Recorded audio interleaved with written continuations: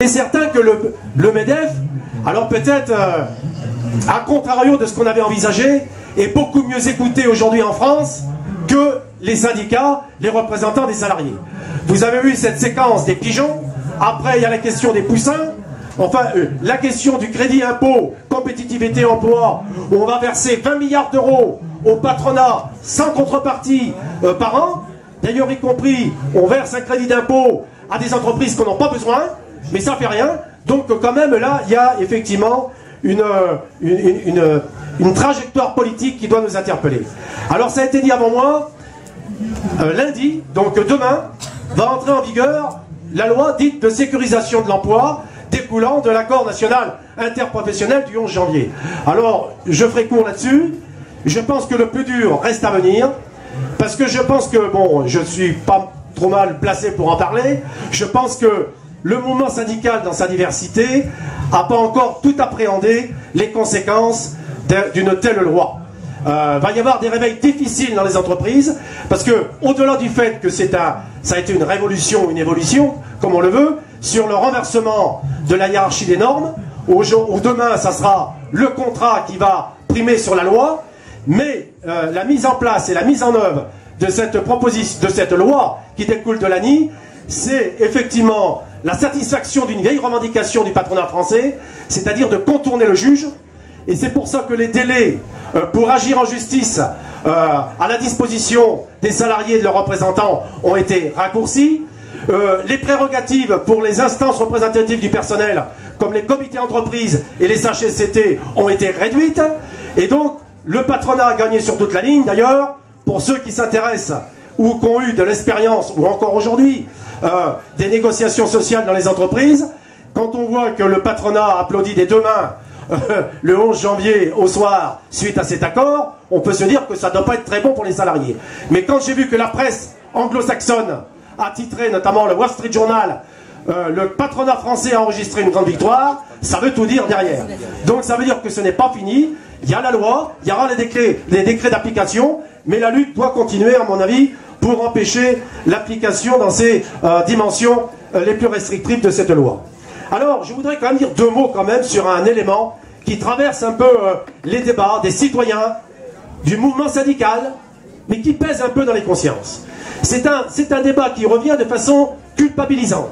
C'est-à-dire que l'histoire du coût du travail, aujourd'hui, les salariés seraient trop chers, donc il faudrait baisser les charges. Alors, quand on parle de charges, c'est les cotisations sociales, hein, qui sont, comme ça a été dit, salaires socialisés pour financer la protection sociale. Mais dans la sphère médiatique aujourd'hui, c'est présenté comme des charges. Alors, le coût du travail, alors il faut savoir de quoi on en parle déjà. Le travail, c'est un investissement. Le travail, c'est producteur de richesse. Et puis, on s'aperçoit quand même que, quand on compare entre différents pays, que les salariés français ne sont pas trop mal. D'ailleurs, si on prend avec l'Allemagne, qui est souvent présentée comme un modèle, on regarde dans l'industrie manufacturière, qui est quand même confrontée à la concurrence internationale, puisque ça porte sur 80% au niveau des exportations, le coût horaire du travail est pratiquement identique à 33 € et quelques entre les salariés français et les salariés allemands. Dans l'industrie automobile, les salariés allemands sont plus chers que les salariés français. Donc il faut savoir de quoi on parle. Alors, bien sûr, c'est brandi comme un chiffon rouge, et c'est au nom de ça d'ailleurs, hein, que des réformes structurelles sont engagées, et notamment la réforme des retraites qui a été imposée par la Commission de Bruxelles. Alors, moi je voudrais dire, sans généraliser, mais encore que, ce qui plombe la compétitivité aujourd'hui des entreprises, c'est pas trop le coût du travail, c'est le coût de la finance, c'est le coût du capital, c'est-à-dire les intérêts remboursés aux banques par rapport aux emprunts, les opérations financières, mais aussi le montant des dividendes versés aux actionnaires. Alors, la France est maintenant le 3e pays en Europe à verser autant de dividendes aux actionnaires. C'est-à-dire qu'en 2010, on a versé plus de dividendes aux actionnaires qu'on a engagé d'investissements productifs. Dans les années 80, les dividendes versés aux actionnaires représentaient 4% de la masse salariale des entreprises. Aujourd'hui, c'est 13%. Donc c'est bien, il faut aussi parler du coût de la finance, du coût du capital, sans toujours parler du coût du travail, qui est culpabilisant vis-à-vis des salariés. Alors, sur la sphère sociale aujourd'hui, parce que c'est vrai que ceux qui ont mouillé la chemise en 2012 pour chasser Sarkozy, faire émerger une autre donne politique, et notamment mettre en place une nouvelle, je dirais, majorité politique au gouvernement, sont bien naturellement déçus, désorientés. D'ailleurs, ils sont surtout désorientés parce que même si beaucoup avaient très peu d'illusions, mais c'est à la rapidité avec laquelle le gouvernement s'est couché devant la finance et devant le grand patronat. Et ça continue. Alors, on a quand même des luttes qui se développent. Il y a celles qui sont bien sûr médiatisées. On a vu, alors il y a eu le carrefour des luttes à vendredi chez Fralib. Alors, les camarades de Fralib, le TLF1 à Gémenos, ça fait plus de 1000 jours qu'ils occupent leur site. Alors,